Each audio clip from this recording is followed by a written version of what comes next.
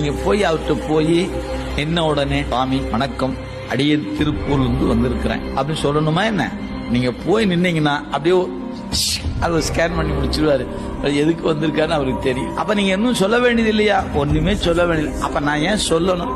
எனக்கு ஒரு ஆதங்கத்துல நான் சொல்றேன் என் குறையெல்லாம். சாமி கொஞ்சம் ஏன் சொன்னாதான் கேட்பாரு, சொல்லினாலும் கேட்பாரு. கேட்டு ஆறும் அறியாதான். அவன் சொல்லி அறிபவன் அல்லங்க, கேட்டு அறிபவன் அல்ல. காணாதே காண்பவன், கேளாதே கேட்பவன். அது மட்டும் இல்ல, கருவிகள் இல்லாமலே அறிபவன் அவன். நமக்கு கருவி இருந்தாலும் அறிய முடியலங்கிறது நம்ம கதை. கண் இருந்தாலும் தெரிய மாட்டேங்குது, காது இருந்தாலும் கேட்க மாட்டேங்குது, இல்லைங்களா?